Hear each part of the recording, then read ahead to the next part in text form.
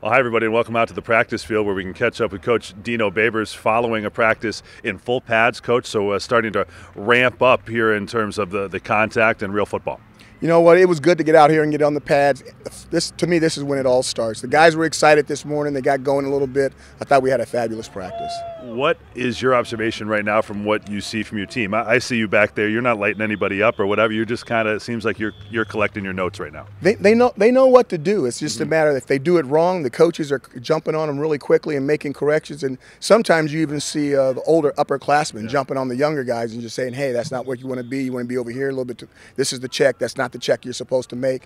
So it's fun to see the whole families working to get everybody better. One of the coolest things I've seen in my observation, being at a couple of practices so far, is you'll see typically they're freshman defensive players. They come off, and sometimes it's at the suggestion of the older player. They might ask the question on their own, or it might be, hey, coach just yelled at you, but I'm going to bring you over and let's talk about what was the call, what did you think, and then that's really probably the way you want to build your program, I would imagine. Well, that's the upper leadership, and sometimes it's even a freshman or sophomore that's played 2 years that are talking to some of the younger guys. But that's what we need. You talk about developing the underbelly and making sure that everybody's doing their part. So if we need somebody later on in those colder months, that those guys are ready to go. I guess that's more conducive to defense. That's where I've seen it the most, because you're looking at checks and reacting to the offensive formation. On offense, are you pleased with what you've seen so far in what appears to be a pretty seamless operation of your system? People know where they're supposed to be.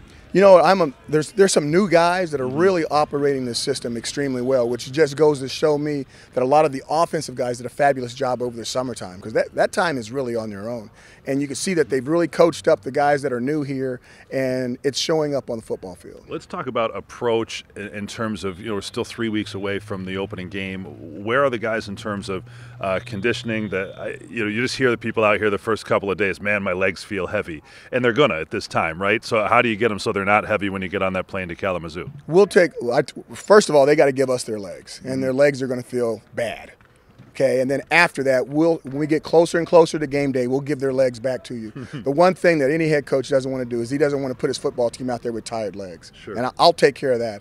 But they need to have faith, belief without evidence that we're going to work, and they're going to keep their heads down and they're going to work until we tell it's time to start resting. Correct. You have a scrimmage coming up on the weekend, and what do you hope to accomplish there? I hope to see a lot of people getting better and no injuries. Sure, yeah, and even the little bumps and bruises right now are to be expected. They seem to be pretty minor, and it does give an opportunity for more reps for somebody else if that does occur in practice. Absolutely, and we've got some people that can use some reps. We got some really talented younger people, and it'll be fun to see them out there on Saturday. Well, that's a byproduct of the added depth, right? You have more running backs that you're willing to put in the game. You have tackles that can play both positions or whatever, and it looks like you're getting people opportunities to kind of multi-train or cross-train positions. There's no doubt. And then the other thing is the walk-ons are better. Yeah. I mean, there's walk-ons that have been in this program 2 or 3 years with a red shirt, and they're jumping out there with the 2s and the 3s, and you don't notice a big difference.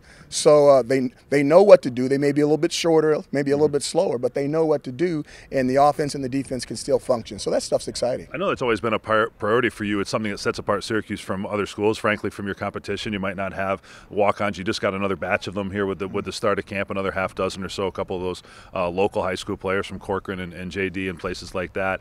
What do they mean in terms of giving you quality practice looks? Well, they mean everything. First of all, we don't get as many as everybody else because of how expensive it is, obviously, to go to school here and the education part of it.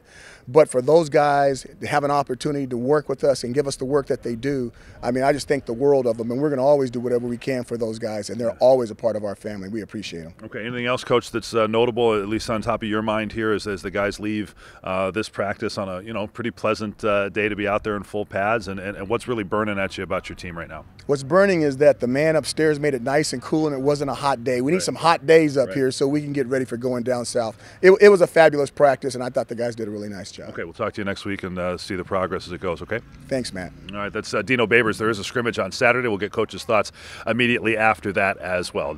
Click on Cuse.com throughout training camp to get our continuing coverage.